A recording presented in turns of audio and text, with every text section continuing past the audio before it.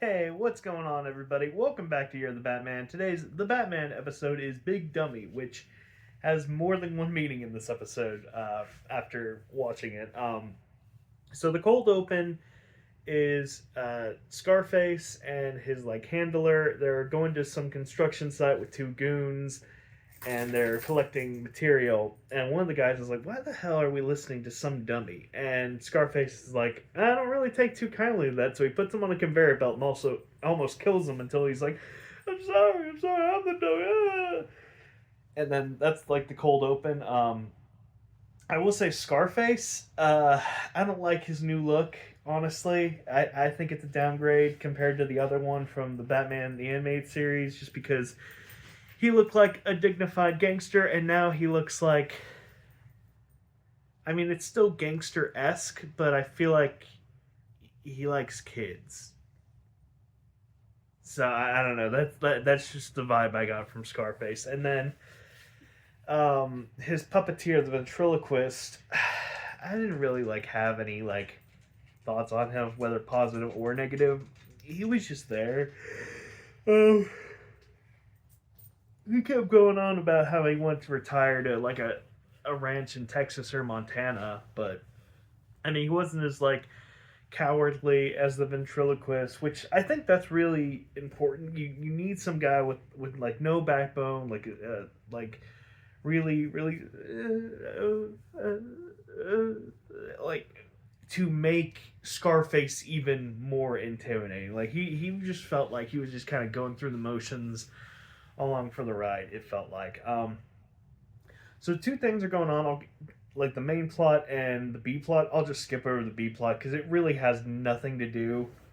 I mean, theme wise, it has something to do with it, but it doesn't connect. So Alfred, he's setting up Bruce a dating website because he's like, well, the only women you ever meet are fucking criminals. So, or people that you're going out with to disguise yourself for a bachelor party. So I think it's time for you settle down and maybe let someone in and get to know the real you. And Bruce is like, that's certainly tempting. Um, but through the course of it, talking with Scarface and whatnot, he's like, oh, this guy's got two personalities, kind of like me, and Two Face's his dominant personality, kind of like Batman's my dominant personality, and he he calls off the date because he feels like it would be selfish to her because he's more so married to the Batman work than Bruce Wayne, which makes sense. I mean, a little bit of growing there for him to be like, all right, I gotta look at this factually and just kind of determine where to go from there.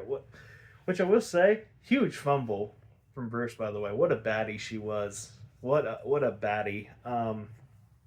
But yeah, it the only thing it really had to do with it is just him saying, "Oh, Batman's my dominant side," just like Scarface is his dominant side, because we're one and the same. It's like I get it. Yeah, it kind of has something to do with it, but it's whatever. The B plot literally goes nowhere.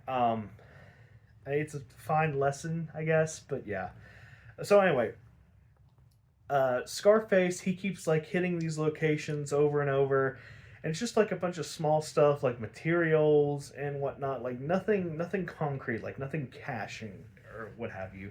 So at one point they go to an air and space museum, and Batman comes in. And he's about to stop him, but he gets tackled by one of the criminals, Rhino. Which it's fun that they still kept the character Rhino to be a henchman for Scarface. I don't know why. I just like that, him staying loyal to the to his boss all the way over to another series. I'm pretty sure he's the only fucking goon that's got a name that I even slightly remember from the other series.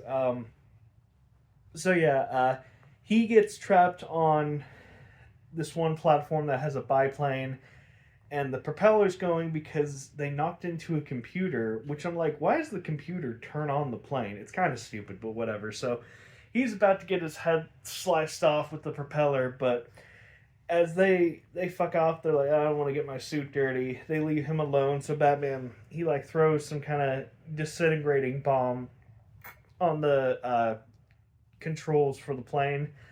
So he saves himself.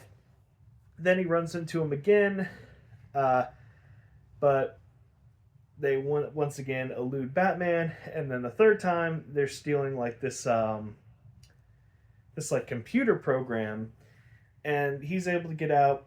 But in the process, like Scarface got heavily damaged, like nails in him and whatnot, and he's acting like he's dying and what have you. And the ventriloquist like brings him back to the base, and this part I didn't really see coming, but it's so fun.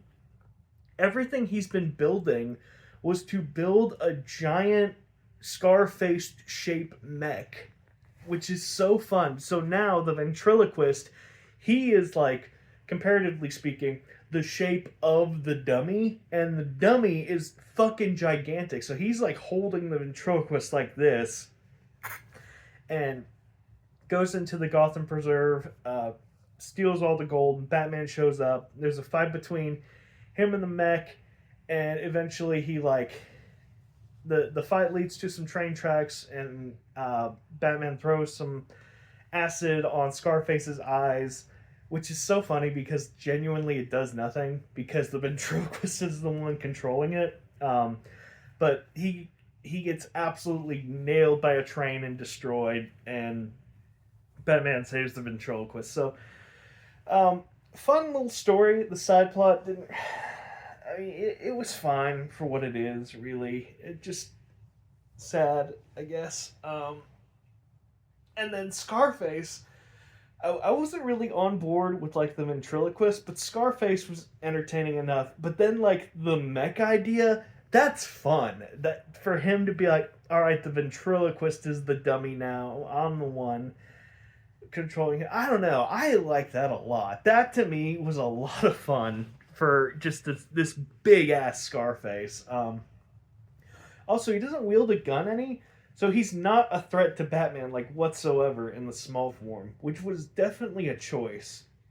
Which I guess, I mean, it makes sense if you want the mech to be like a bigger threat when you compare him to like this disarmed guy with a dummy. It works, I suppose.